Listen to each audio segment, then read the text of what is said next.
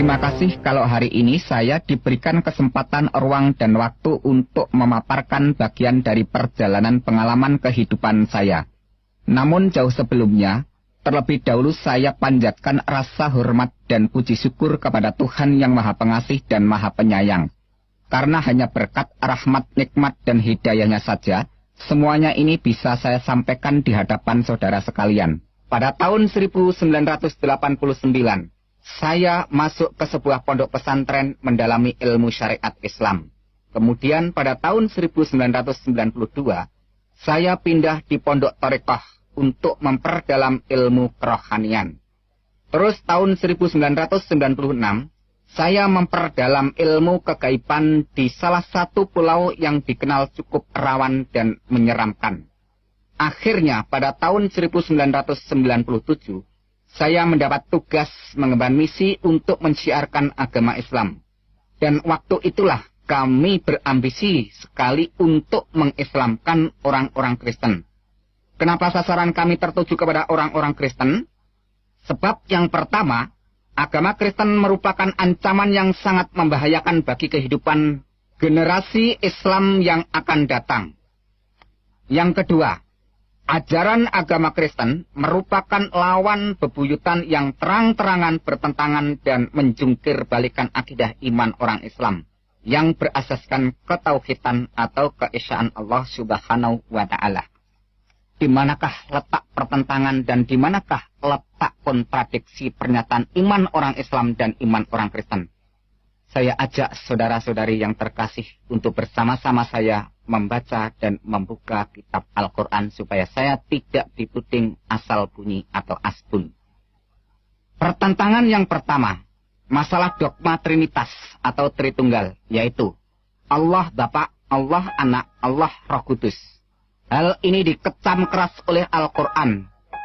Laqad kafara alladziina qalu innallaha salisu salasa wa ma min ilahin illa ilahum wahid, yang artinya sesungguhnya kafirlah orang-orang yang mengatakan bahwasanya Allah salah satu dari yang tiga.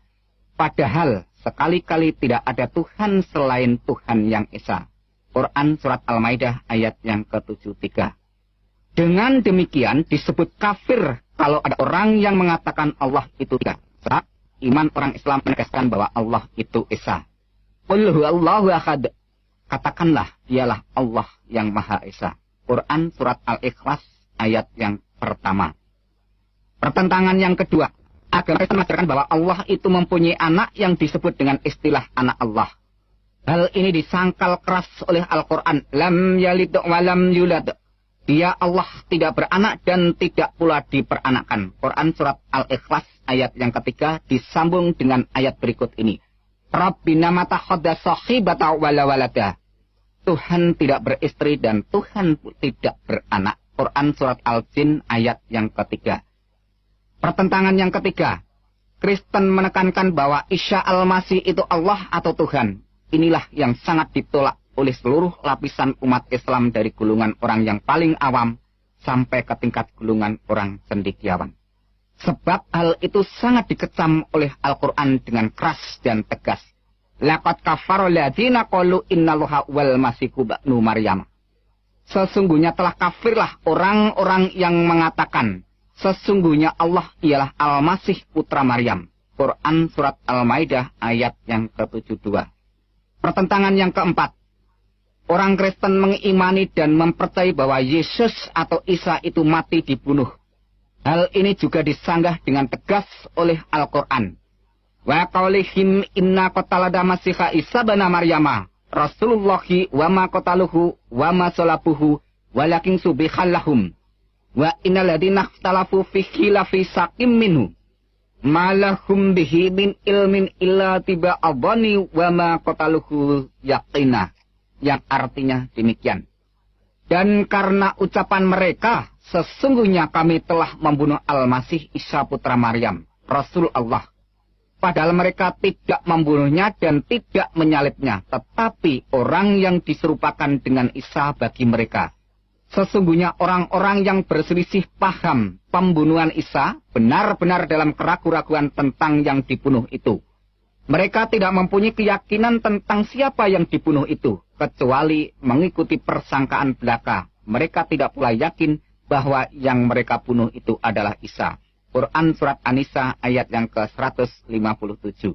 Pertentangan yang berikutnya yaitu yang kelima. Kitab orang Kristen yang dipegang sekarang sudah tidak suci atau asli lagi.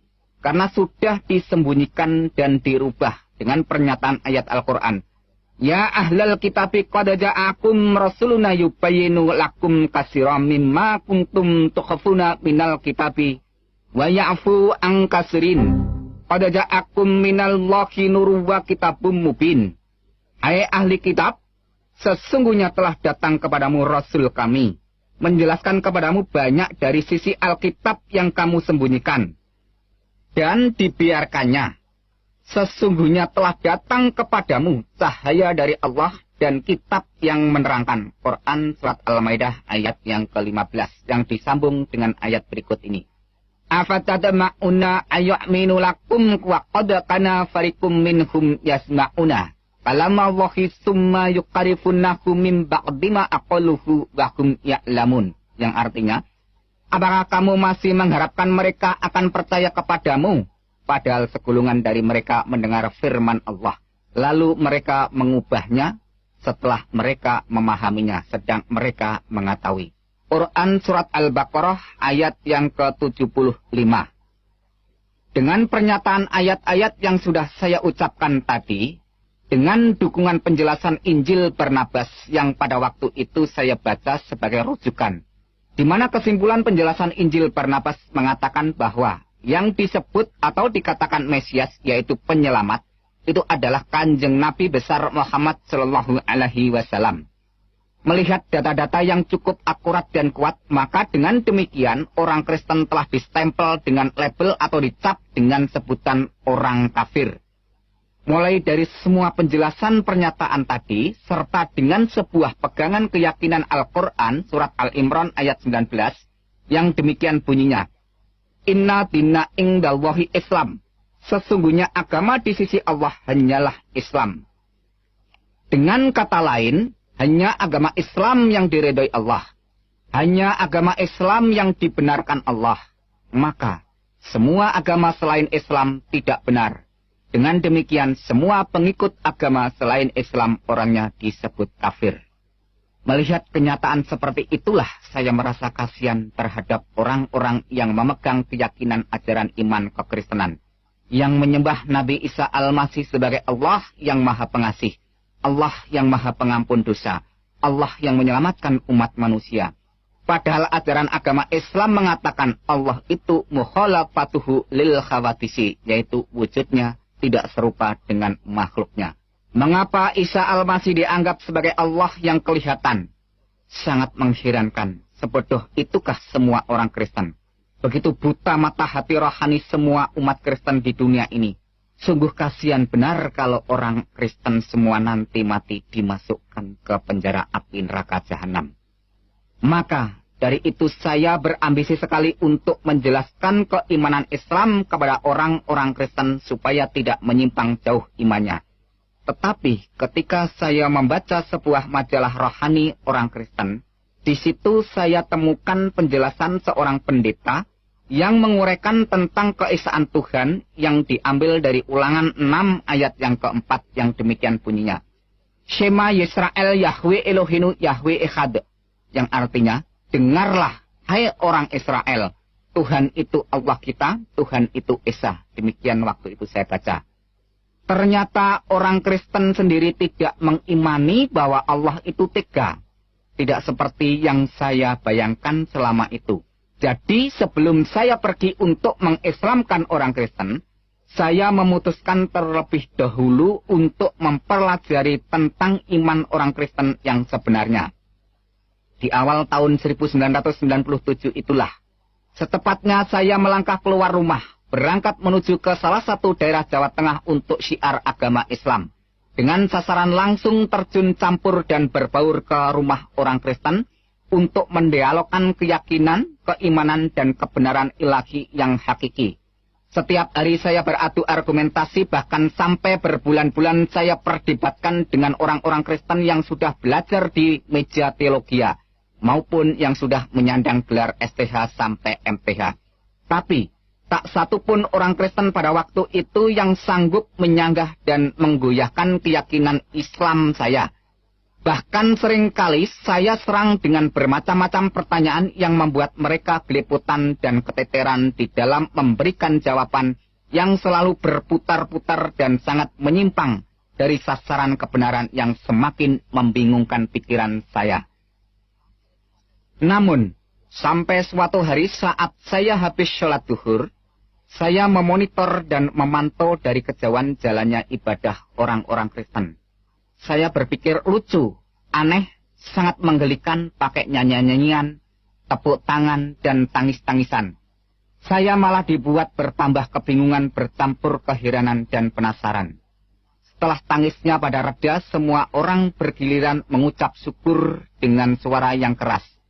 Di situ sungguh-sungguh saya perhatikan atas semua yang diucapkan dan kedengaran di dalam telinga saya, semua lafal kata yang diucapkan sama. Seingat saya demikian kata-kata bunyinya. Ya Tuhan, kami mengucap syukur atas kasih karunia keselamatan yang telah Tuhan anugerahkan kepada kami. Kata-kata inilah yang terus terngiang-ngiang siang dan malam di dalam telinga saya. Akhirnya menjadi bahan perenungan untuk pertimbangan dan perhatian. Di dalam perenungan, saya menemukan sebuah kesimpulan bahwa semua orang Kristen sudah menerima anugerah keselamatan. Sedangkan saya masih terus berdoa siang dan malam minta-minta untuk diberi keselamatan. Allahumma inni as'aluka selamatan fid dunya wal akhirah. Ya Allah, berikanlah aku keselamatan di dunia dan di akhirat. Rabbana atina fid dunya hasanah wa fil akhirati hasanata wa qina adzabannar. Ya Tuhan, berikanlah kami kebaikan di dunia dan kebaikan di akhirat. Waqina adzabannar, dan jauhkanlah kami dari azab atau siksa neraka jahanam. Di samping itu, saya juga mendoakan Kanjeng Nabi Muhammad serta keluarganya supaya diselamatkan. Allahumma sholli ala syahidina Muhammad wa ala ali syahidina Muhammad. Ya Allah, berikanlah keselamatan kepada junjungan Kanjeng Nabi besar Muhammad Sallallahu Alaihi Wasallam, dan selamatkan juga kepada seluruh keluarga Kanjeng Nabi Muhammad. Dari situ saya bertambah semangat untuk mengkaji lebih dalam pernyataan ayat-ayat Al-Quran. Mulai dari surat Al-Fatihah sampai surat Anas, yang saya bacakan langsung aja. Surat Al-Fatihahnya demikian bunyinya. Bismillahirrahmanirrahim. Alhamdulillahi rabbil alamin arrahmanir rahim maliki yaumiddin. Iyyaka na'budu wa iyyaka nasta'in ihdinas siratal mustaqim.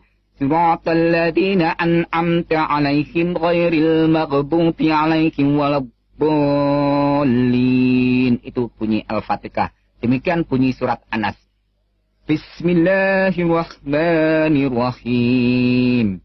Qul a'udzu birabbin nas malikin nas ilahin nas min syarril waswasil khannas alladzi yuwaswisu fi sudurin nas minal jinnati wan nas. Itu bunyi surat An-Nas. Nah, perlu saudara ketahui di mana penekanan surat Al-Fatihah terletak pada ayat yang kelima dan yang keenam. Yang mana manusia diperintahkan untuk menyembah dan meminta pertolongan hanya kepada Allah saja.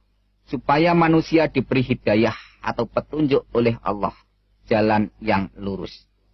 Iyyaka na'budu wa iyyaka nasta'in. Ihdinas siratal mustaqim. Iyyaka na'budu wa iyyaka nasta'in. Hanya kepadamulah kami menyembah dan hanya kepadamulah kami mohon pertolongan. Pertolongan apakah yang saya minta ini? Ihdinas siratal mustaqim. Tunjukilah kami ke jalan yang lurus.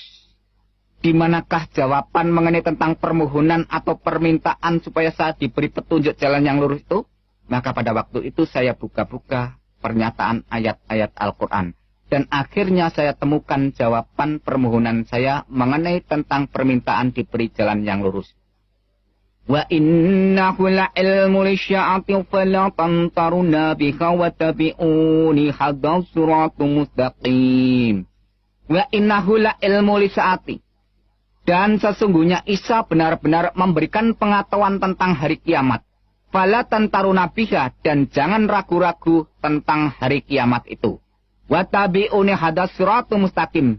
Dan ikutlah aku, inilah jalan yang lurus. Itu artinya. Yaitu di dalam surat Az-Zukhruf ayat yang ke-61. Jadi jawaban yang saya mohon terletak di sini bahwa saya minta diberi petunjuk jalan yang lurus. Ihdinas siratal mustaqim. Tunjukilah kami ke jalan yang lurus. Dijawab oleh Allah dalam pernyataan surat Al-Zukhruf ayat yang ke-61 yang berbunyi, Wattabi'uni hadas siratum mustaqim. Ikutlah aku, inilah jalan yang lurus. Ya, Allah sudah memberikan jawaban kepada saya untuk memberikan petunjuk jalan yang lurus, yaitu ikutlah aku, inilah jalan yang lurus. Wattabi'uni hadas siratum mustaqim. Tapi yang menjadikan suatu perenungan dan menjadikan suatu penekanan untuk saya pertimbangkan dalam pernyataan ayat ini, yaitu kata-kata wa innahu la ilmu lisya'ab. Dan sesungguhnya Isa itu benar-benar memberikan pengetahuan tentang hari kiamat. Sungguh ini menjadikan suatu perenungan bagi saya. Siapa sebenarnya Isa itu? Menurut laporan Al-Quran diterangkan bahwa Isa itu benar-benar memberi pengetahuan tentang hari kiamat. Padahal kalau menurut pernyataan surat Al-Luqman ayat yang ke-34 demikian bunyinya. Innallaha indahu ilmu lisya'ati wa nudazzilul ghais, yang artinya sesungguhnya Allah hanya pada sisinya sajalah pengetahuan hari kiamat itu. Dengan kata lain bahwa pengetahuan tentang hari kiamat itu hanya Allah yang mengetahui. Dengan lain kata, hanya Allah yang tahu tentang hari kiamat. Tetapi, mengapa Isa juga mengetahui tentang hari kiamat? Pada saat itu saya bertanya-tanya. Lalu siapakah sebenarnya sosok manusia yang bernama Isa Al-Masih itu? Akhirnya terus saya buka-buka ayat Al-Quran. Sebenarnya siapa Isa Al-Masih itu? Dan akhirnya saya temukan jawabannya dalam surat Al-Imran ayat yang ke-45 yang demikian bunyinya. Isqalatil malaikatu ya Maryamu innallaha yubasyiruki bi kalimatin min husmuhul masiku Isa banu Maryama wajihan fid dunya wal akhirah wa minal muqarrabin. Isqalatil malaikatu, ketika malaikat berkata kepada siapa? Ya Maryam, hai Maryam. Apa perkataannya malaikat ini kepada Maryam? Innallaha yubasyiruki. Sesungguhnya Allah memberikan kegembiraan dalam apa yang diberikan kepada Allah ini. Bi kalimatin min dengan kalimat yang darinya. Min husmuhul masihu Isa banu Maryama. Namanya Al-Masih Isa putra Maryam. Wajihang fit dunya wal akhirah, yang terkemuka di dunia dan di akhirat. Wa minal muqarrabin, dan yang terdekat dengan Tuhan. Wah, ini merupakan suatu perenungan tersendiri pada waktu itu. Di mana kalau saudara ketahui dan saya jelaskan bahwa yang menurut laporan malaikat ini memberikan pernyataan bahwa Maria diberi kabar kegembiraan oleh Allah. Dan apa bentuk kegembiraan itu? Yaitu bi kalimatin. Yaitu dengan kalam, dengan firman atau dengan sabdanya Allah itu. Dengan kata lain bahwa Maria ini mendapat kabar gembira berupa kalamnya Allah. Maka saya renungkan pada waktu itu. Kalau begitu yang dikandung Maria itu adalah kalamnya Allah, firman-Nya Allah. Maka dengan kata lain bahwa kalam yang ada di dalam gua Garbo maupun di dalam kandungan Maria yang menjadi manusia, lahir itulah yang disebut sebagai Mesias atau penyelamat. Dengan kata lain saya jelaskan sekalian bahwa kalam yang menjelma menjadi manusia atau kalam yang menjadi manusia itu melakukan karya penyelamatan, maka dia disebut Al-Masih. Karena dia sebagai penyelamat, maka dia disebut dengan kata lain terkemuka di dunia dan di akhirat. Itulah yang saya renungkan pada waktu itu. Akhirnya saya terus bertanya-tanya. Sebenarnya siapakah Isa ini? Kalau menurut keterangan dan menurut pengakuan setiap orang percaya maupun orang yang beragama apa saja bahwa hanya Allah lah yang mempunyai kedudukan kehormatan tertinggi di dunia dan di akhirat. Orang yang mempunyai kekuasaan terkemuka di dunia dan di akhirat itu hanya Allah. Tetapi kenapa Isa ini dinyatakan dan dilaporkan serta disaksikan bahwa Isa itu punya kedudukan terkemuka di dunia dan di akhirat? Padahal menurut pernyataan ayat Al-Quran yang jumlahnya ribuan itu, tidak ada seorang nabi pun atau rasul pun bahkan sampai malaikat pun dinyatakan oleh Al-Quran terkemuka di dunia dan di akhirat. Kecuali hanya Isa Al-Masih putra Maryam. Siapakah sebenarnya Isa ini? Akhirnya saya buka-buka terus dan akhirnya saya temukan jawabannya di dalam surat An-Nisa ayat 171 yang saya ambil poinnya saja. Innamal masihu Isa bin Maryam Rasulullah wa kalimatu alqaha ila Maryam wa ruhu minhu, yang artinya sesungguhnya Al-Masih Isa putra Maryam itu adalah utusan Allah dan kalimatnya yang disampaikan kepada Maryam dan roh darinya. Di sini ada kata-kata sesungguhnya Al-Masih Isa putra Maryam itu adalah utusan Allah. Pengertian utusan Allah setelah saya renungkan dengan penerangan firman Tuhan, maka kata utusan ini adalah kalam yang menjadi manusia atau firman yang menjadi manusia, melakukan karya penyelamatan, menyelamatkan umat manusia, maka itu disebut istilah utusan. Maka dengan kata lain bahwa firman yang menjadi manusia melakukan karya penyelamatan atau penebusan atau pembebasan supaya manusia itu tidak masuk neraka, maka dia disebut utusan Allah. Dengan kata lain bahwa pribadi sosok oknum Isa Al-Masih itulah yang dijadikan alat oleh Allah untuk melakukan karya penyelamatan. Maka dengan demikian Isa disebut utusan Allah. Dan di situ diterangkan juga bahwa dia adalah kalamnya atau kalimat Allah dan roh dari Allah itu sendiri. Maka kalau kita renungkan dengan dalam-dalam bahwa Isa Al-Masih yang ada di dalam kandungan Maryam itu adalah rohnya Allah atau kalamnya Allah. Jadi bukan hasil hubungan dari siapapun, melainkan langsung dinyatakan oleh Al-Quran bahwa Isa itu adalah kalamnya Allah dan rohnya Allah. Kalau kita lihat lebih dalam bahwa semua manusia mulai dari Adam dan sampai sekarang dan seterusnya, bahwa semuanya itu dijadikan dari tanah atau bahasa Arabnya syol-syol. Maka lain dengan pernyataan Al-Quran mengenai tentang Isa Al-Masih ini, yaitu terjadi atau muncul dengan pernyataan kalam maupun rohnya Allah. Maka dengan demikian terus saya renungkan lebih dalam. Dari situ bisa saya simpulkan bahwa ayat di atas tadi yang saya bacakan menyatakan bahwa Isa Al-Masih itu utusan Allah. Isa Al-Masih itu firman Allah. Isa Al-Masih itu roh Allah. Ayat itu juga didukung hadis Sahih Bukhari nomor 1496. Dan hadis Anas bin Malik halaman 72 yang demikian bunyinya. Isa fa'inahu Rasulullah wa kalimatuh. Isa itu sesungguhnya roh Allah dan kalam Allah. Wah, Isa itu adalah roh Allah dan kalam Allah. Ini merupakan suatu kesaksian seseorang yang tidak bisa diragukan karena yang bersaksi, yang menyatakan dan menerangkan ini adalah Kanjeng Nabi Muhammad SAW itu sendiri. Oleh sebab itu terus saya renung-renungkan. Dan di samping itu, saya juga membaca pernyataan hadis Sahih Muslim dan hadis Sahih Bukhari yang mengatakan demikian. Waladi nafsi biadihi la yusikana ayang dilafikum mubanu Maryam hakam mamuksiton. Demi Allah yang jiwaku di tangannya, kata Muhammad. Sesungguhnya telah dekat masanya Isa anak Maryam akan turun di tengah-tengah kamu. Dia akan menjadi hakam mamuksiton, akan menjadi hakim yang tegak atau hakim yang adil atau hakim yang lurus.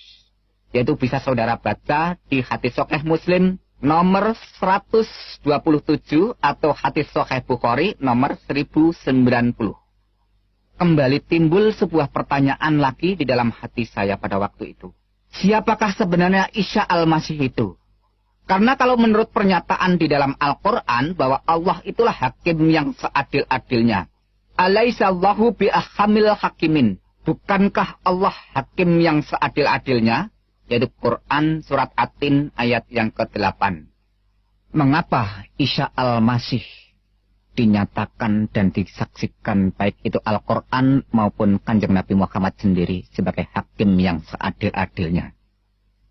Dengan demikian, kalau kita renungkan, tidak ada seorang nabi, rasul, bahkan malaikat pun yang dinyatakan oleh Al-Quran maupun disaksikan oleh Kanjeng Nabi sebagai hakim yang adil kecuali Isa Al-Masih putra Maryam.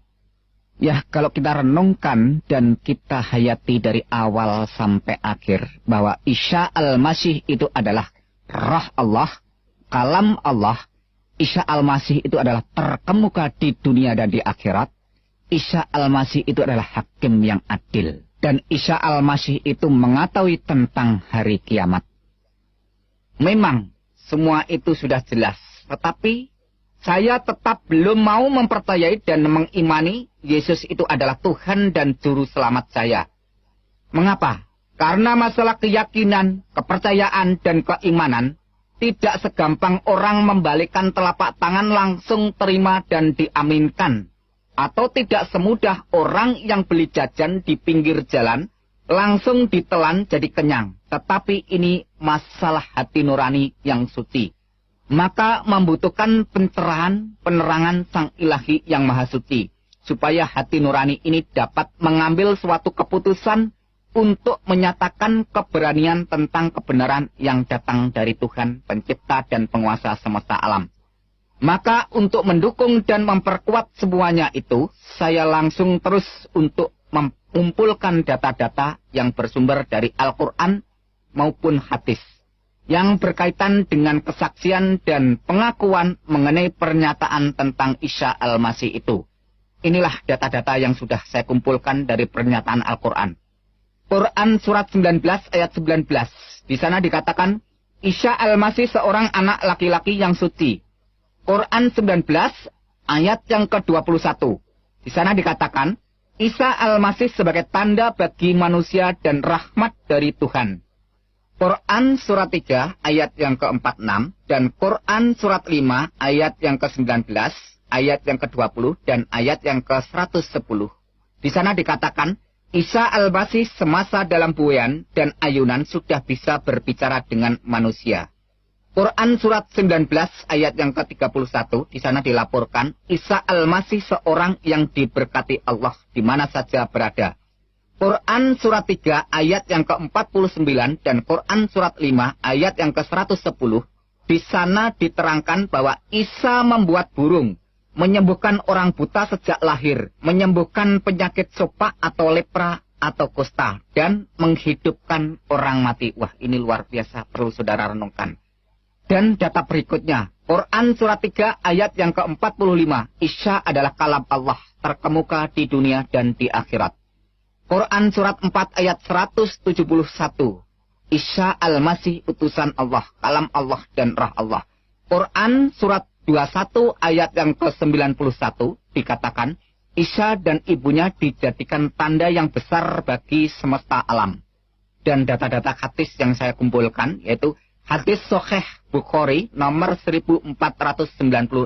Di sana diterangkan, Isa itu utusan Allah, kalam Allah, roh Allah. Hadis Sahih Bukhari nomor 1090.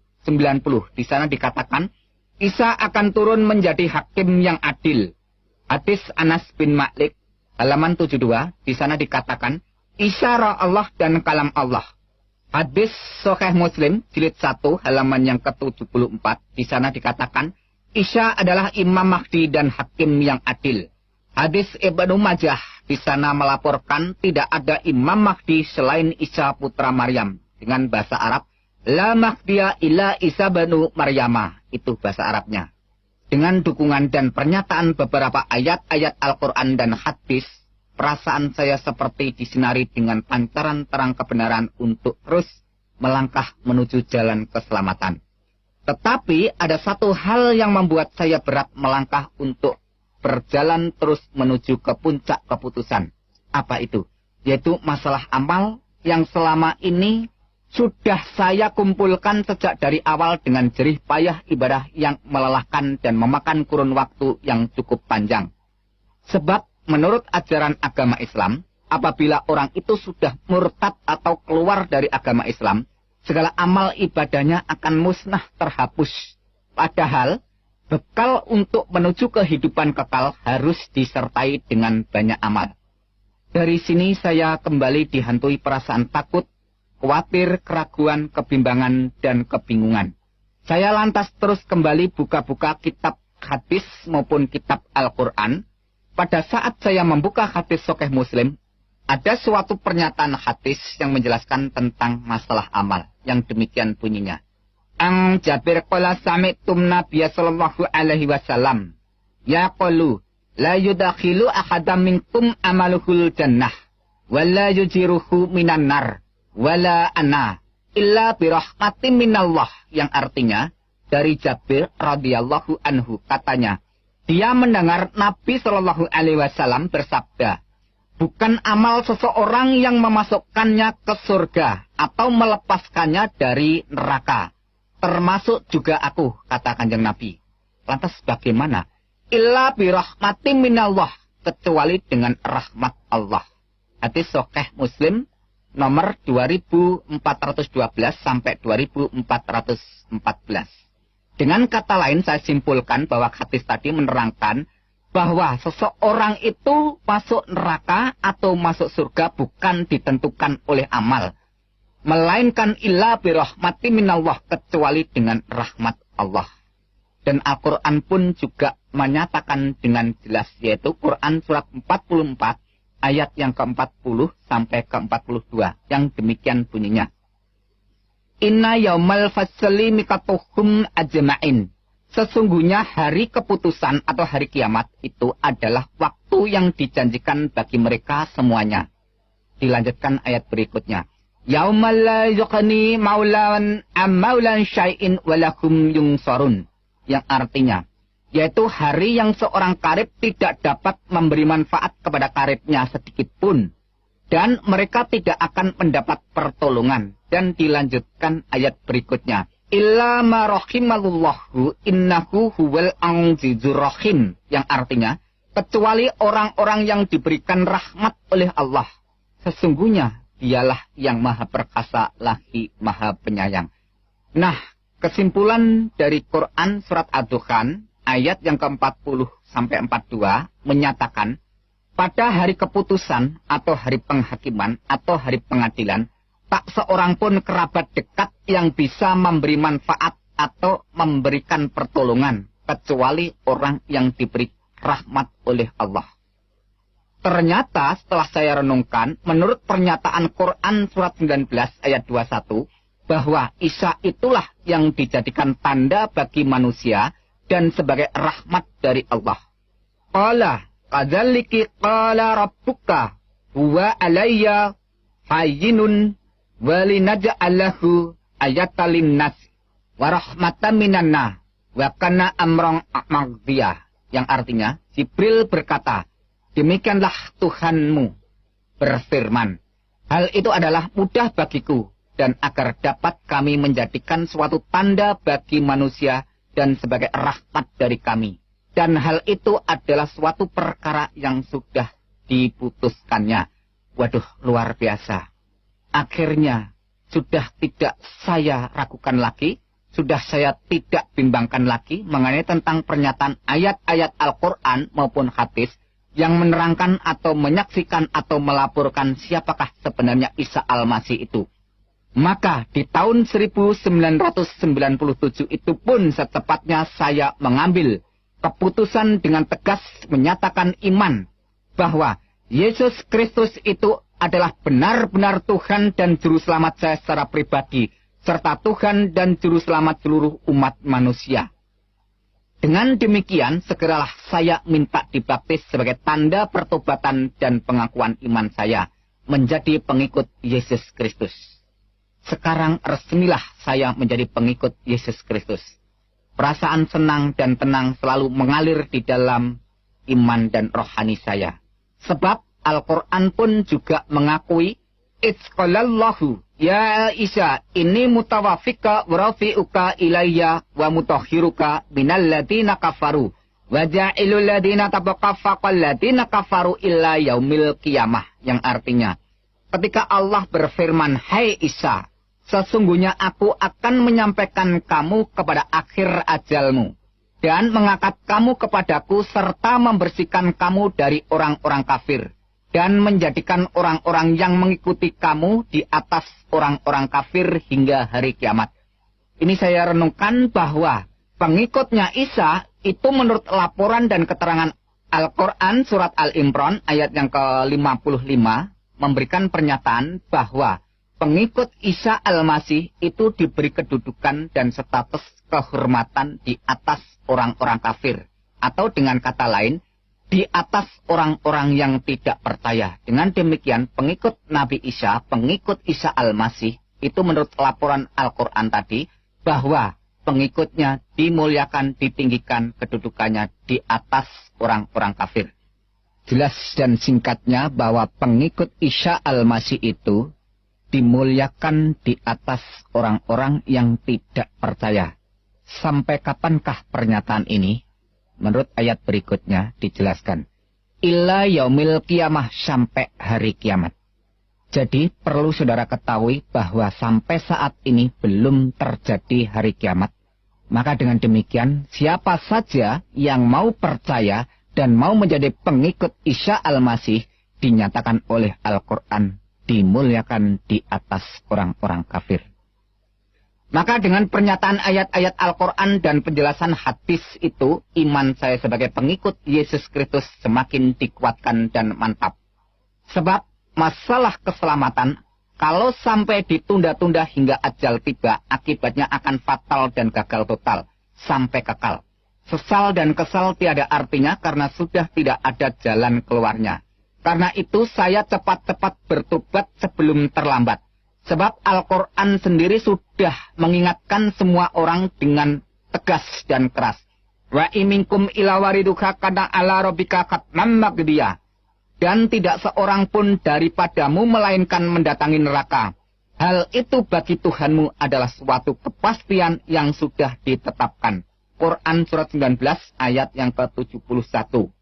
Bisa saudara baca di dalam tafsir Al-Azhar oleh Profesor Dr. Hamka. Di sana ditegaskan dengan jelas bahwa semua orang masuk neraka, tidak pandang bulu dia berbuat baik atau berbuat jahat. Semuanya dinyatakan masuk neraka. Nah, kenapa semua orang masuk neraka? Karena ada ayat Al-Quran yang berbunyi demikian. Innahu mayati rabbahu mujrimang fa'inalahu jahannam. La yamutu fiha wala yahya. Yang artinya, sesungguhnya barang siapa datang kepada Tuhannya dalam keadaan berdosa, maka sesungguhnya baginya neraka jahanam. Ia tidak mati di dalamnya dan tidak hidup. Yaitu Quran surat 20 ayat yang ke-74. Nah, dengan kata lain bahwa setiap orang itu kalau ada dosa menghadap Tuhan, maka baginya adalah neraka jahanam.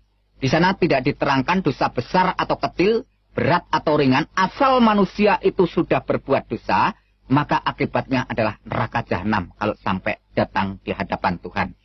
Setelah saya pelajari di dalam Alkitab bahwa Yesus itu mati untuk menanggung dosa umat manusia. Dan di situ setelah 3 hari bangkit kembali.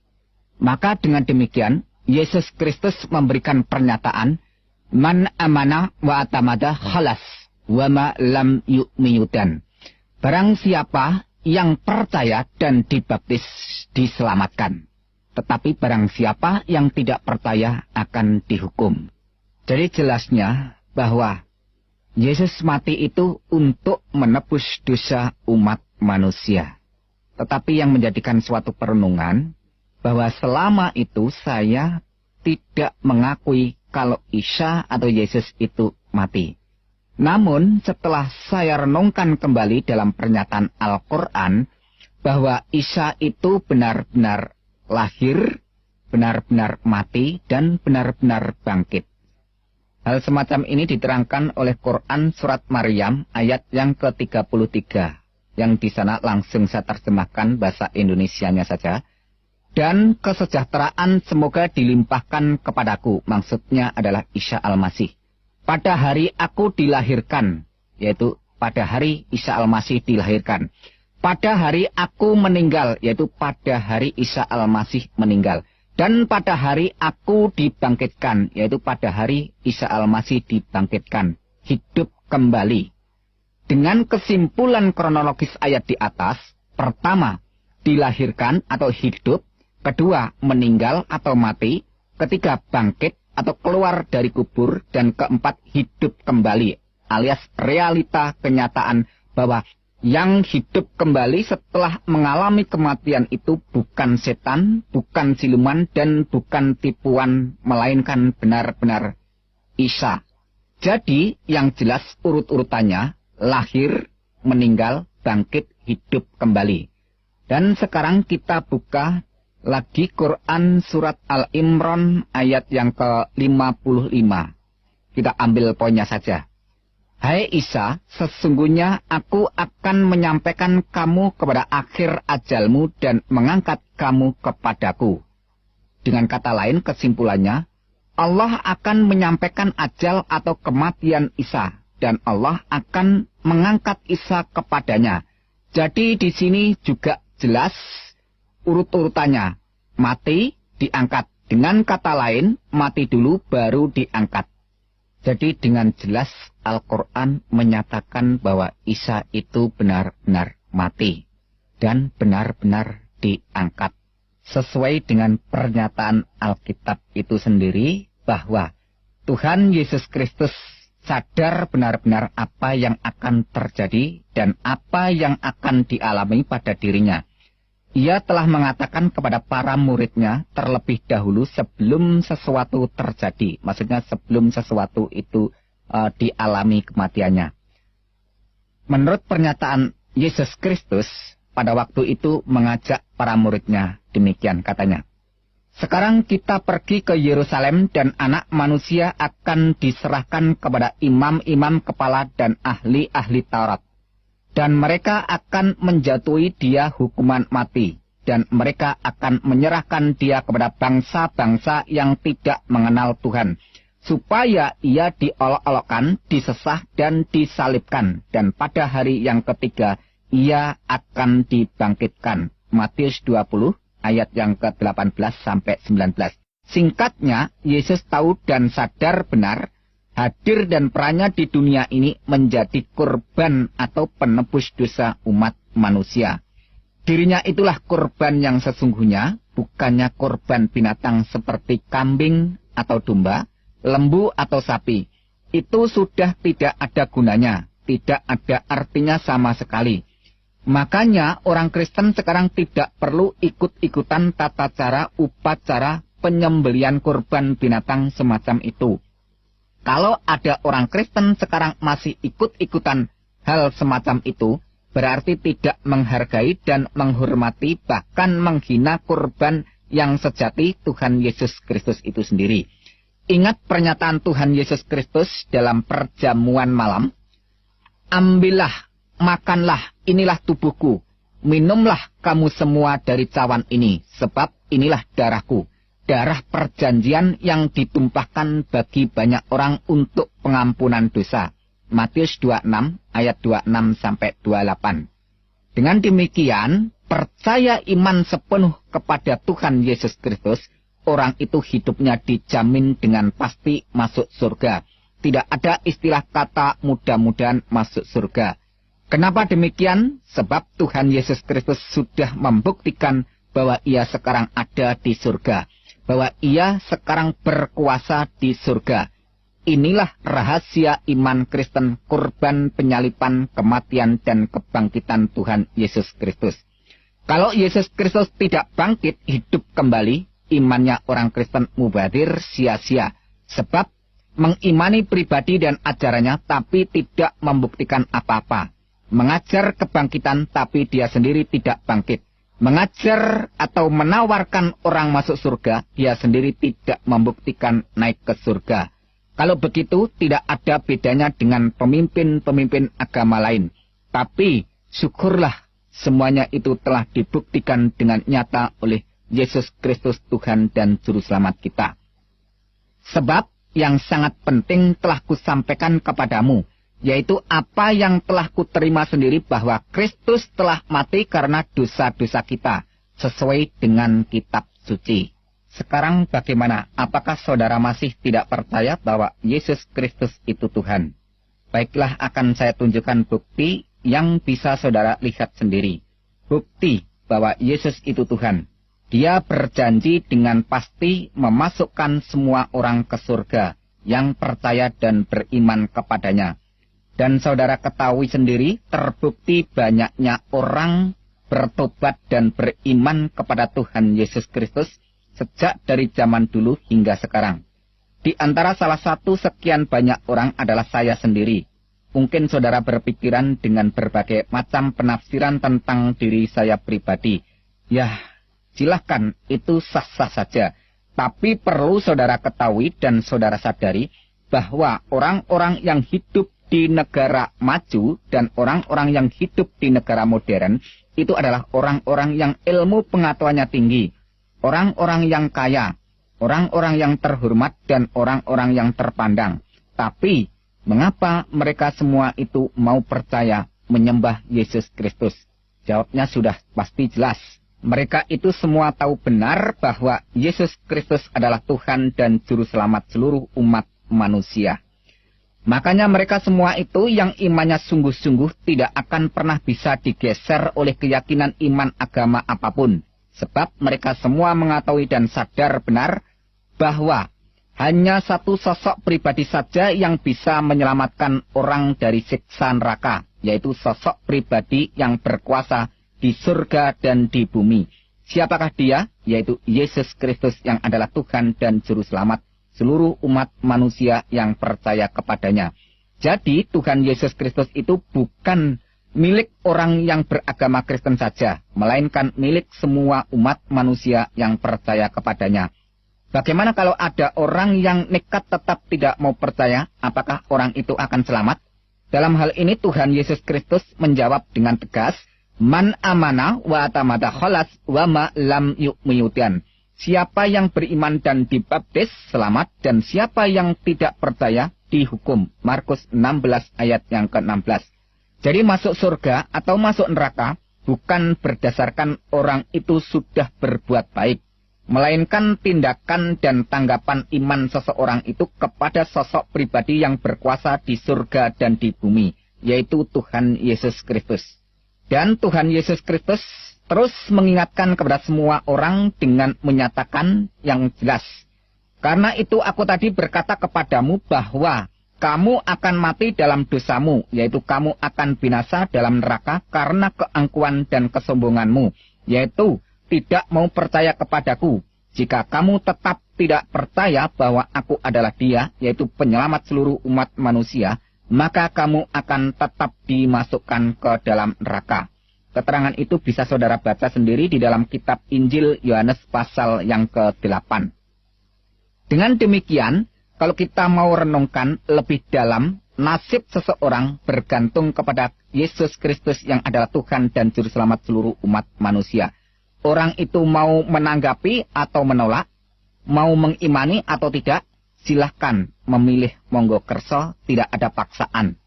Memang Tuhan itu maha kuasa, tetapi kuasanya tidak untuk memaksa siapa saja sebelum saatnya tiba.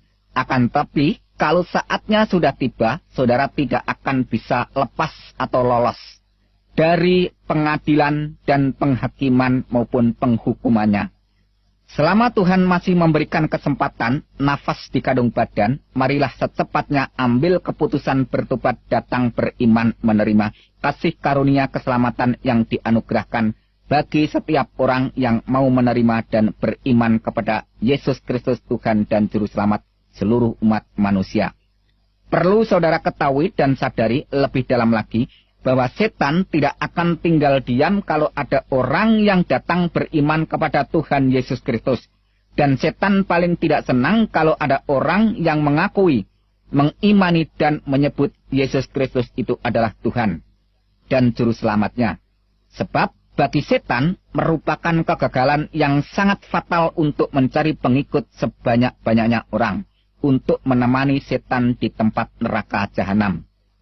Ya, kalau ada pemikiran di dalam benak hati saudara bahwa saya adalah orang yang tersesat dan menyesatkan banyak orang karena mengajak beriman dan percaya kepada Tuhan Yesus Kristus, dan terbukti nanti bahwa Yesus Kristus itu bukan benar-benar Tuhan dan Juru Selamat umat manusia, maka saya adalah orang yang nanti siap pertama kali dilempar ke dalam lautan api neraka. Saya adalah orang yang siap dimasukkan ke dalam neraka jahanam lebih dahuluan.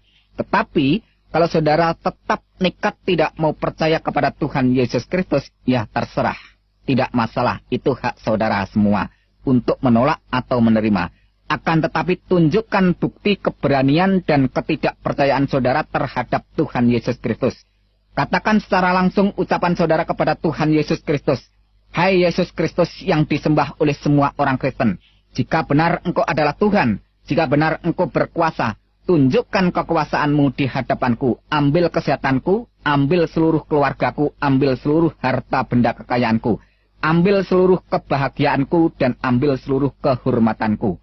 Kalau memang saudara berani, ulangi berkali-kali pernyataan ini. Saya meyakini secara pasti cepat atau lambat akan terjadi akibat peristiwa yang akan mengguncangkan kehidupan saudara. Perlu saudara ketahui dan sadari kalau terjadi sesuatu cepat-cepatlah bertobat sebelum terlambat. Ya, masalah iman bukan karena ilmu pengetahuan, bukan karena ikut-ikutan dan juga bukan karena warisan keturunan. Tetapi iman adalah rahasia Tuhan yang dikaruniakan kepada semua orang yang mau menanggapi dan mengimaninya. Maka orang itu akan merasakan dan mengetahuinya secara pribadi. Seperti kata pepatah yang mengatakan, malam yaduk alam ya'rif. Barang siapa yang belum merasakan, maka orang itu belum mengetahuinya. Maka untuk mengetahuinya, kita harus merasakan, artinya kita harus bertindak melaksanakan iman yang sudah dikaruniakan Tuhan. Sekian kesaksian dan penjelasan dari saya. Kalau ada kesalahan, mohon maaf yang sebesar-besarnya. Tapi kalau semua ini jadi berkat, bersyukurlah kepada Sang Juru Selamat Tuhan Yesus Kristus. Di dalam kitab Injil Yohanes pasal 14 ayat yang ke-6, Yesus memberikan pernyataan, Akulah jalan dan kebenaran dan hidup. Tidak seorang pun datang kepada Bapa kalau tidak melalui aku. Dan tidak ada nama lain di bawah kolong langit ini selain nama Yesus Kristus yang bisa menyelamatkan umat manusia. Maka dengan pernyataan ini secara tegas bahwa Yesus itulah Sang Juru Selamat, jadi tidak perlu didoakan supaya dia selamat. Justru dia menawarkan siapa saja yang mau percaya kepadanya, maka akan diselamatkan. Dan dijamin secara pasti karena Yesus Kristus sendiri sudah menyatakan bukti dengan konkret saat ini ada di surga. Dan hal semacam itu tidak perlu diragukan karena Al-Quran sendiri mengakui bahwa Isa Al-Masih ada di sisi hadirat Allah. Dengan kata lain bahwa Isa Al-Masih sekarang ini ada di surga. Oleh sebab itu, marilah renungkan dan marilah kita benar-benar mau dan benar-benar mengimani bahwa dialah Sang Juru Selamat seluruh umat manusia. Sekarang saya ingin menjelaskan kesalahan yang sering menjadi kesalahpahaman. Yang pertama, kesalahpahaman di dalam menyikapi tentang dogma atau ajaran Trinitas, Tritunggal, yaitu tentang ajaran Bapa, Anak, dan Roh Kudus. Karena adanya pernyataan Al-Quran yang berkata, sesungguhnya kafirlah orang-orang yang mengatakan bahwasanya Allah salah satu dari yang tiga. Quran Surat Al-Maidah ayat 73. Perlu diketahui, ratusan tahun sebelum Al-Quran turun, orang Kristen yang Alkitabiah sudah menyalahkan paham ajaran Trinitas semacam itu. Sebab yang dikatakan Al-Quran Surat Al-Maidah 73 adalah paham ajaran tentang Trinitas duniawi substansi trideis relasi biologis. Saudara bisa baca sendiri Quran Surat 6 ayat 101 dan Quran Surat 72 ayat 3. Ayat-ayat itu menyalahkan kalau Allah itu dianggap mempunyai istri lantas beranak. Quran Surat 5 ayat 75 menyatakan bahwa Isa dan ibunya itu adalah manusia biasa yang makan dan minum. Quran Surat 23 ayat 91. Ayat itu menyatakan kalau ada Tuhan yang lain pasti terjadi rebutan saling mengalahkan untuk menguasai ciptaannya. Sudah saya katakan bahwa ajaran Trinitas model begitu sudah ditentang iman orang Kristen lebih duluan sebelum Al-Quran menentangnya. Sebab dogma Trinitas ketiga ilahiyah Alkitabiah adalah Bapa, Anak, Roh Kudus, di mana kata Bapa juga berbicara masalah Allah, kata Anak juga berbicara masalah Allah, kata Roh Kudus juga bicara masalah Allah. Jadi ketiganya tetap eksit berbicara tentang Allah, bukan membicarakan tentang ciptaan yang dituhankan, di mana kata Bapa berbicara tentang hakikat atau ausia oknum pribadi yang wajibul wujud, yang wajib ada keberadaannya. Kata Anak bicara tentang firman Allah yang nuzul atau turun menjadi manusia, yang melaksanakan karya keselamatan, menghapus dosa, dan membebaskan bagi orang-orang berdosa. Kata Roh Kudus berbicara tentang rohnya Allah, yang berdiam di dalam diri orang-orang yang beriman kepada Tuhan Yesus Kristus untuk memimpin, membimbing, dan memampukan orang-orang itu supaya mentaati dan melaksanakan segala perintahnya. Apakah kalau ada orang yang beriman tentang ketiga hal semacam itu dikatakan syirik, musyrik, atau kafir? Bukankah Al-Quran juga memberikan pernyataan tentang adanya Allah, tentang adanya firman Allah, dan tentang adanya roh Allah? Ingat dan catat bahwa roh Allah atau Roh Kudus bukanlah malaikat Jibril. Di dalam Alkitab maupun di dalam Al-Quran, malaikat Jibril tidak pernah memperkenalkan dirinya adalah Roh Kudus atau roh Allah. Kesimpulannya, bahwa iman semua orang Kristen sejak dulu sampai sekarang hingga yang akan datang tetap berpedoman bahwa Tuhan itu Esa. Shema Yisrael Yahweh Elohinu Yahweh Echad, bahasa Arabnya, Isma ya Israel, Rabbu ilahuna Rabbu Ahad. Dengarlah, hai Israel, Tuhan itu sesembahan kita, Tuhan itu Esa. Silahkan baca sendiri Ulangan 6 ayat 4, Markus 12 ayat 29. Dengan demikian, orang Kristen lebih duluan beriman dan menyembah Tuhan yang Esa daripada pernyataan Al-Quran, yang ratusan tahun baru menyerukan Qul huwallahu ahad. Katakanlah dialah Allah yang Maha Esa. Quran Surat Al-Ikhlas ayat pertama. Jadi pengajaran tentang Bapa, Anak, dan Roh Kudus bukanlah mengimani Allah itu jumlahnya 3 seperti aliran paganisme penyembah beberapa berhala yang dikecam Quran Surat An-Najm. Tetapi iman orang Kristen memberikan pengajaran yang lebih dalam tentang pernyataan keesaan Tuhan. Jelasnya dogma Trinitas, Bapa, Anak, dan Roh Kudus mengajarkan keesaan Tuhan yang lebih dalam, sehingga orang itu lebih paham mengenal Tuhan yang Esa, karena Tuhanlah yang memperkenalkan dirinya. Inilah yang disebut teologi tingkat tinggi atau ilmu ketuhanan yang sangat dalam. Sekarang pernyataan iman Kristen tentang anak Allah yang sering disalahpahamkan pengertian dan penafsirannya oleh orang Islam. Karena adanya pernyataan Al-Quran yang mengatakan Allah tidak beranak dan tidak diperanakan. Quran Surat Al-Ikhlas ayat 3. Tuhan kami tidak beristri dan dia tidak beranak. Quran Surat Al-Jin ayat yang ketiga. Bagaimana dia mempunyai anak padahal dia tidak mempunyai istri. Quran Surat Al-An'am ayat 101. Iman orang Kristen yang Alkitabiah lebih duluan menolak paham iman semacam itu. Di mana ayat-ayat Al-Quran tadi kalau saudara teliti kembali menolak pernyataan anak Allah dalam konteks jasmaniah. Pengajaran tentang anak Allah semacam itu akan membingungkan semua orang, bahkan Al-Quran sendiri ikut keheranan dengan bertanya, bagaimana dia mempunyai anak padahal dia tidak mempunyai istri. Quran Surat Al-An'am ayat 101. Jadi anggapan Al-Quran pengertian kata anak Allah adalah anak secara jasmaniah, yaitu anak yang lahir karena Allah itu beristri.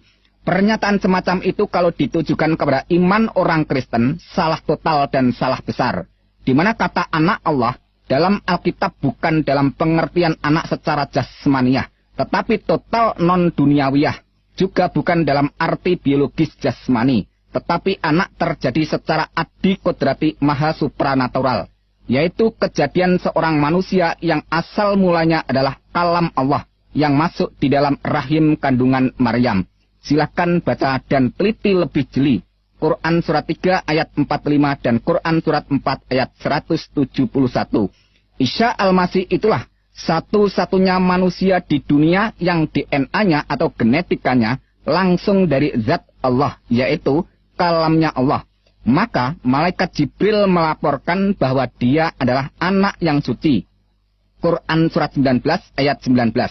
Padahal di dunia ini tidak ada manusia yang suci. Kalau toh ada manusia yang suci, hakikatnya bukanlah suci tetapi disucikan. Jadi jelas sekali beda makna dan arti.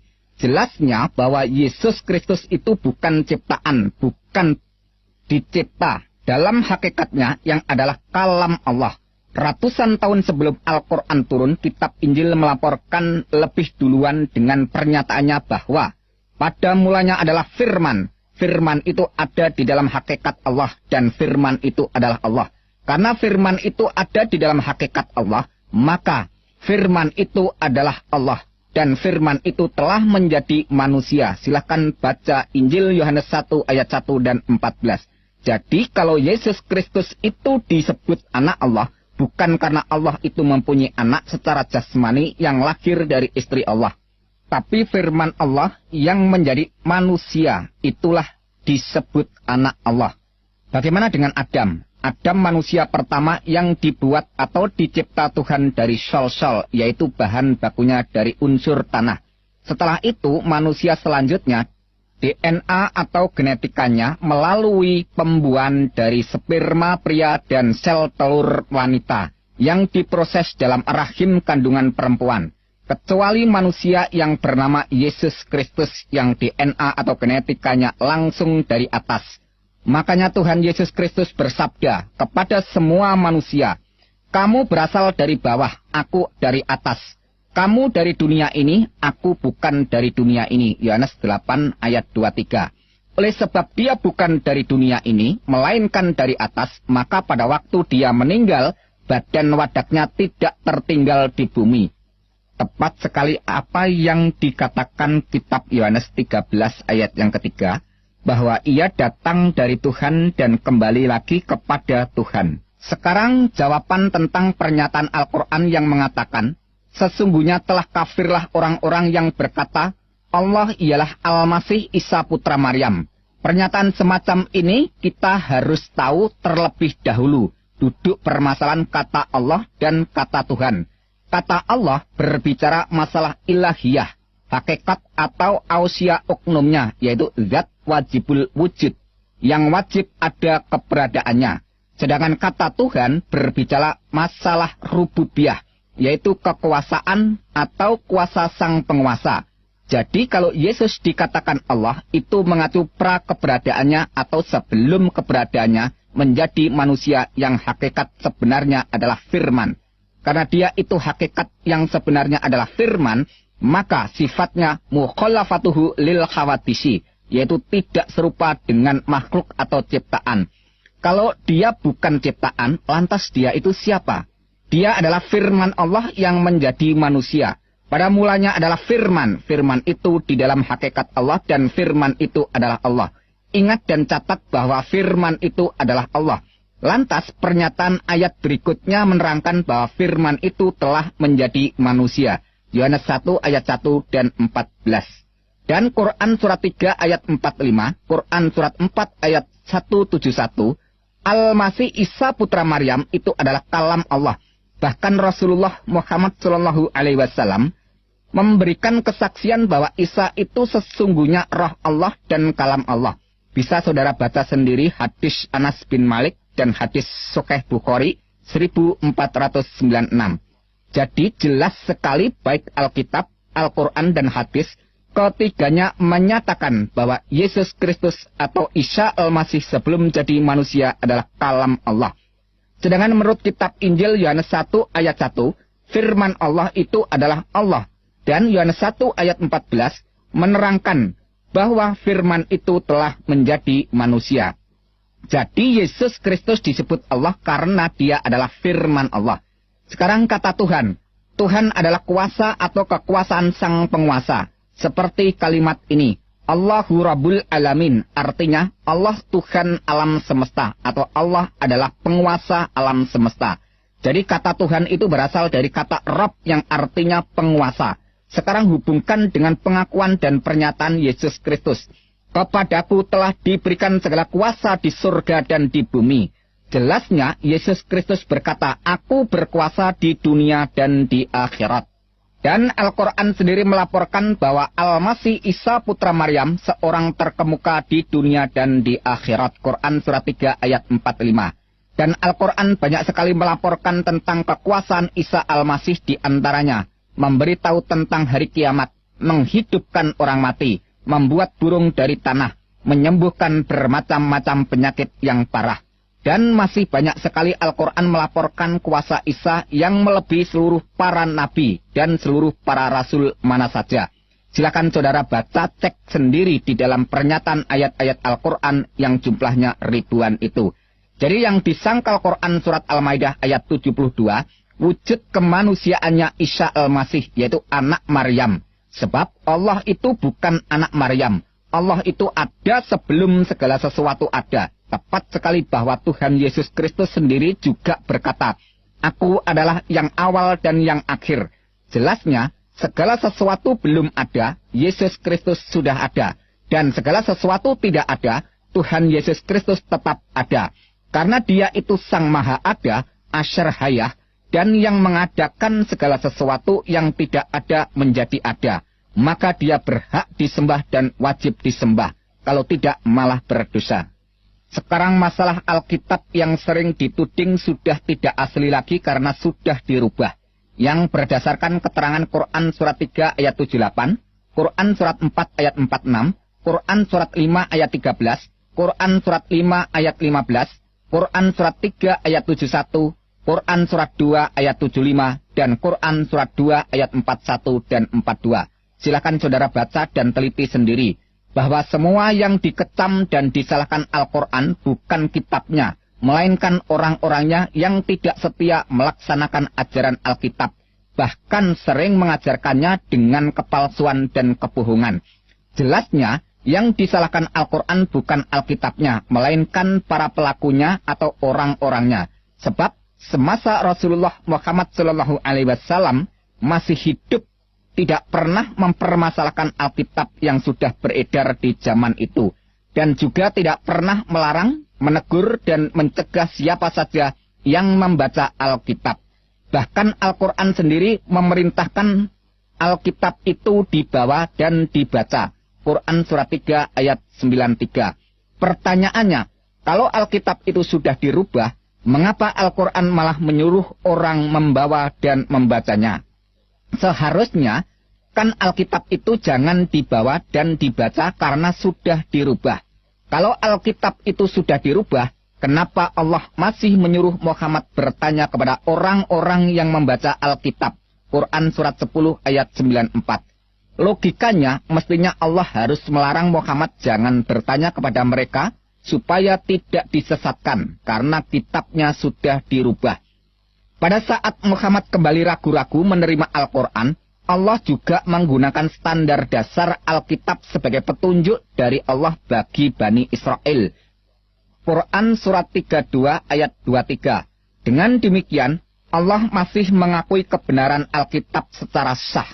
Bahkan banyak ayat-ayat Al-Quran menerangkan bahwa kitab Taurat dan kitab Injil itu dibenarkan oleh Allah. Quran surat 2 ayat 41, 89, 91, 101, 136. Quran surat 3 ayat 3, Quran surat 4 ayat 136, Quran surat 5 ayat 43, 44, 46, 47, 48, 68. Quran surat 6 ayat 92, Quran surat 10 ayat 73, Quran surat 43 ayat 4, dan Quran surat 26 ayat 196. Kalau Alkitab itu sudah dirubah, mengapa Allah masih tetap menyuruh Muhammad untuk mengimani Alkitab? Quran surat 29 ayat 46. Pertanyaannya, mengapa Allah masih tetap menyuruh Muhammad untuk mengimani Alkitab? Buat apa kitab yang sudah dirubah itu diimani? Bahkan Allah mengatakan kepada ahli kitab, tidak dipandang beragama sedikit pun hingga menegakkan ajaran Taurat dan Injil. Quran surat 5 ayat 68. Pertanyaannya, kitab Taurat dan Injil kan sudah dirubah. Mengapa masih harus ditegakkan? seharusnya kan Al-Quran saja yang diperintahkan untuk ditegakkan. Kalau benar Alkitab itu sudah dirubah, secara langsung mengatakan bahwa Allah tidak dapat memelihara kitab yang sudah diturunkan, karena membiarkan Alkitab yang sudah diturunkan itu dirubah orang. Ada yang berdalih dengan berkata demikian, makanya Allah menurunkan Al-Quran sebagai penyempurna kitab-kitab yang terdahulu. Pernyataan semacam itu justru menuduh Allah itu kurang bijak karena menurunkan Alkitab yang tidak sempurna. Dalam iman kekristenan, kalau Tuhan yang berfirman, Tuhan mampu dan sanggup menjaga keabsahan firman-Nya, seperti yang telah difirmankan. Langit dan bumi akan berlalu, tetapi perkataanku tidak akan berlalu. Markus 13 ayat 31. Rumput menjadi kering, bunga menjadi layu, tetapi firman Tuhan kita tetap untuk selama-lamanya. Yesaya 40 ayat 8. Tetapi firman Tuhan tetap untuk selama-lamanya. Inilah firman yang disampaikan Injil kepada kamu. 1 Petrus 1 ayat 25. Aku bersaksi kepada orang yang mendengarkan perkataan-perkataan nubuat dari kitab ini. Jika seorang menambahkan sesuatu kepada perkataan-perkataan ini, maka Tuhan akan menambahkan kepadanya malapetaka-malapetaka yang tertulis di dalam kitab ini. Dan jika seorang mengurangkan perkataan-perkataan dari kitab nubuat ini, maka Tuhan akan mengambil bagiannya dari pohon kehidupan, dari kota kudus, seperti yang tertulis di dalam kitab ini. Wahyu 22 ayat 18 dan 19. Jadi kesimpulannya bahwa Alkitab yang kita baca ini tidak ada yang dirubah. Tetap masih asli dan murni dari segi makna dan arti. Dan Alkitab yang kita baca ini pada hakikatnya tidak perlu mendapat pengakuan dan dukungan dari pernyataan Al-Quran. Karena Alkitab sudah sempurna. Apa yang akan disempurnakan lagi? Kalau saya mempergunakan ayat-ayat Al-Quran disebabkan karena memberikan jawaban kesalahpahaman. Kalau tidak ada kesalahpahaman, ya saya tidak akan mengutip ayat-ayat Al-Quran. Sekarang menjawab kematian Isa Al-Masih atau Yesus Kristus. Untuk membahas masalah ini, kita tidak boleh hanya mendengar informasi dari satu sisi. Sebab ini adalah kejadian fakta yang nyata. Tapi berbeda cerita antara Alkitab dan Al-Quran. Maka salah satunya harus ada yang membuktikan kebenarannya. Quran surat 4 ayat 157 melaporkan bahwa Isa tidak dibunuh dan disalib, melainkan orang yang diserupakan Isa. Tapi di sisi lain, Quran surat 19 ayat 33 memuat pernyataan Isa yang berkata, dan kesejahteraan semoga dilimpahkan kepadaku, pada hari aku dilahirkan, pada hari aku meninggal, dan pada hari aku dibangkitkan hidup kembali. Jadi jelasnya, Al-Quran melaporkan bahwa Isa itu dilahirkan, kemudian meninggal, lantas dibangkitkan, terus hidup kembali. Keterangan berikutnya Quran surat 3 ayat 55, Allah menyatakan dengan berfirman, hai Isa, sesungguhnya aku akan menyampaikan kepada akhir ajalmu dan mengangkat kamu kepadaku. Jadi jelasnya Allah menyatakan kematian Isa dulu baru mengangkat Isa kepadanya. Singkatnya, Isa mati dulu baru diangkat ke hadiratnya. Tapi mengapa Quran surat 4 ayat 157 itu mengatakan bahwa Isa tidak dibunuh dan disalib? Lantas ayat 158 mengatakan, tetapi Allah telah mengangkat Isa kepadanya.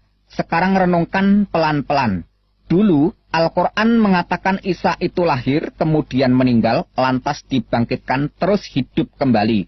Dan Allah sendiri menyatakan Isa itu mati dulu, baru diangkat kepadanya.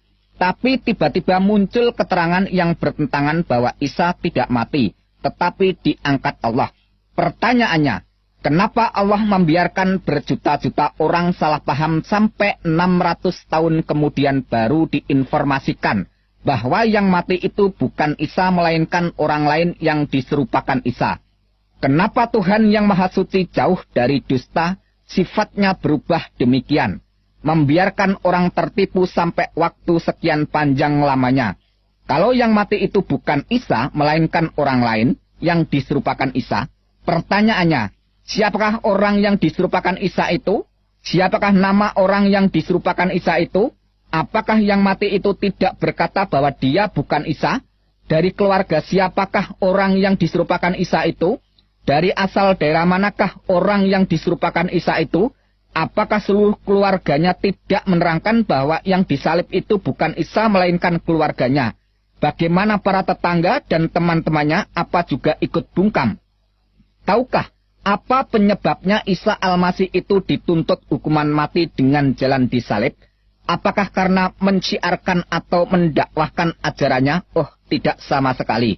Melainkan pernyataan dan pengakuannya yang mengatakan bahwa kedudukan dirinya sederajat atau sama dengan Allah. Bagi semua orang, pernyataan semacam itu dianggap menghujat Allah. Dan hukumnya harus dibunuh mati. Sekarang bagaimana keterangan dari Alkitab tentang kematian Yesus Kristus? Menurut pernyataan dari Alkitab, semua orang mengakui bahwa yang mati di salib itu benar-benar Yesus Kristus. Dan Tuhan Yesus Kristus sendiri mengakui bahwa dirinya telah mati, tapi hidup kembali. Kata Tuhan Yesus Kristus, "Jangan takut, aku adalah yang awal dan yang akhir dan yang hidup. Aku telah mati, namun lihatlah, aku hidup sampai selama-lamanya." Wahyu pasal 1 ayat 17 dan 18. Coba sekarang renungkan yang bersangkutan sendiri mengakui, tapi orang lain tidak mau mengakui. Ini namanya lucu sekali. Kematian Tuhan Yesus Kristus yang sangat terpenting adalah untuk menebus, menghapus, dan mengampuni dosa umat manusia. Sejak waktu itu, Yesus mulai menyatakan kepada para murid-muridnya bahwa ia harus pergi ke Yerusalem dan menanggung banyak penderitaan. Dan pihak tua-tua, imam-imam kepala, dan ahli-ahli Taurat, lalu dibunuh dan dibangkitkan pada hari ketiga. Matius 16 ayat 21. Dan Tuhan Yesus kembali mengulangi lagi pernyataannya itu di hadapan para murid-muridnya, serta mengajak mereka pergi ke Yerusalem. Sabdanya, "Sekarang kita pergi ke Yerusalem, dan anak manusia akan diserahkan kepada imam-imam kepala dan ahli-ahli Taurat, dan mereka akan menjatuhi dia hukuman mati, dan mereka akan menyerahkan dia kepada bangsa-bangsa yang tidak mengenal Tuhan, supaya ia diolok-olokkan, disesah dan disalibkan, dan pada hari yang ketiga ia akan dibangkitkan." Matius pasal 20 ayat 18 dan 19. Setelah sampai di kota Yerusalem, saatnya tiba makan malam. Ketika itu Tuhan Yesus Kristus mengambil roti dan cawan atau tempat minuman. Sambil menyodorkan makanan dan minuman, Tuhan Yesus Kristus berkata kepada para muridnya, "Ambillah, makanlah, inilah tubuhku. Minumlah kamu semua dari cawan ini, sebab ini adalah darahku, darah perjanjian yang ditumpahkan bagi banyak orang untuk pengampunan dosa." Matius pasal 26 ayat 26 sampai 28. Kesimpulannya bahwa Tuhan Yesus Kristus benar-benar mati untuk mengampuni dosa orang banyak. Firman Tuhan selanjutnya menyatakan, "Sebab jika kamu mengaku dengan mulutmu bahwa Yesus adalah Tuhan dan percaya dalam hatimu bahwa Tuhan telah membangkitkan dia dari antara orang mati, maka kamu akan diselamatkan. Karena dengan hati orang percaya dan dibenarkan, dan dengan mulut orang mengaku diselamatkan." Roma 10 ayat 9 dan 10. Tentang dialah semua nabi bersaksi bahwa barang siapa percaya kepadanya, ia akan mendapat pengampunan dosa oleh karena percaya kepada Tuhan Yesus Kristus. Kisah Para Rasul pasal 10 ayat 43. Dan di dalam Al-Quran surat Ali Imran ayat 55, Allah juga memberikan kesaksian tentang pengikut Isa Al-Masih yang demikian sebagian bunyinya. "Waja'ilul ladina tabaka fokal ladina kafaru illa yaumil qiyamah," yang artinya, "Dan menjadikan orang-orang yang mengikuti kamu," yaitu Isa, "di atas orang-orang kafir hingga hari kiamat." Oh, luar biasa, jelas sekali bahwa Allah memberikan status kedudukan para pengikut Isa di atas orang-orang kafir, atau memberikan kedudukan, kehormatan yang mulia di atas orang-orang yang tidak percaya. Sampai kapankah pernyataan itu berlaku? Ila yaumil qiyamah, sampai hari kiamat. Sedangkan hari kiamat sampai saat ini belum tiba. Wah, ini kesempatan yang sangat terbuka bagi siapa saja yang mau percaya. Makanya kami lihat wajah orang-orang Kristen itu pada ceria dan bahagia, penuh kelimpahan berkat rahmat dunia akhirat. Itulah kunci rahasia bagi siapa saja yang mau percaya. Sekarang masalah kitab palsu Injil Barnabas. Yang perlu saudara ketahui terlebih dahulu, siapakah orang yang bernama Barnabas itu? Barnabas adalah seorang keturunan suku Lewi yang berasal dari Pulau Siprus. Dia menggabungkan diri dengan para rasul setelah Tuhan Yesus Kristus naik ke surga. Kisah para Rasul 4 ayat 36 dan 37. Dengan demikian, Barnabas bukanlah salah seorang dari 12 rasul yang dipilih langsung oleh Tuhan Yesus Kristus. Dan dia tidak pernah menulis kitab yang bernama Injil Barnabas. Lantas, siapakah yang menulis sebuah kitab palsu Injil Barnabas itu? Penulis kitab palsu Injil Barnabas adalah seorang keturunan Ismail. Dari mana bisa kita ketahui? Dari keterangan kitab palsu Injil Barnabas itu sendiri. Pasal 192 menerangkan demikian. Seluruh kitab ini aku belum dapat membacanya, karena pejabat tinggi agama itu di dalam perpustakaannya, aku membaca, telah melarang aku, mengatakan bahwa seorang keturunan Ismail telah menulisnya. Jelasnya demikian. Pejabat tinggi agama melarang untuk membaca kitab itu karena yang menulis kitab itu adalah seorang keturunan Ismail. Sudah jelas kita ketahui bahwa sepanjang sejarah tidak pernah ada seorang keturunan Ismail menulis kitab Injil. Dan kita ketahui bahwa kitab palsu Injil Barnabas ditulis sekitar abad ke-13 atau sekitar tahun 1300 Masehi. Dari mana kita ketahui kalau ditulis sekitar tahun itu? Dari keterangan kitab palsu Injil Barnabas yang menerangkan demikian, pasal 82 dan pasal 83, bahwa tahun Yubel diperingati setiap 100 tahun sekali. Padahal tahun Yubel yang sebenarnya diperingati setiap 50 tahun sekali sesuai yang tercatat di dalam kitab Taurat Imamat pasal 25 ayat 8-13. Tapi mengapa kitab palsu Injil Barnabas itu mengatakan bahwa tahun Yubel diperingati setiap 100 tahun sekali? Penulis kitab palsu Injil Barnabas telah terjebak ketidaktahuannya bahwa yang mengubah peringatan tahun Yubel dari setiap 50 tahun sekali diubah menjadi setiap 100 tahun sekali adalah Paus Bonifacius VIII pada tahun 1300 Masehi. Dengan demikian, bisa kita ketahui bahwa kitab palsu Injil Barnabas ditulis setelah abad ke-13 atau sekitar tahun 1300 Masehi. Kalau penulis Injil Barnabas itu adalah seorang rekan para rasul, keturunan suku Lewi dari Pulau Siprus, pasti sudah jelas dicatat pada abad pertama, bukan dicatat pada abad ke-13. Yang perlu diteliti lebih jeli lagi bahwa penulis kitab palsu Injil Barnabas tidak memahami situasi kondisi geografi daerah setempat. Di mana pasal 20 kitab Injil palsu Barnabas menceritakan bahwa Yesus dari Galilea menuju ke daerah Nazaret naik perahu.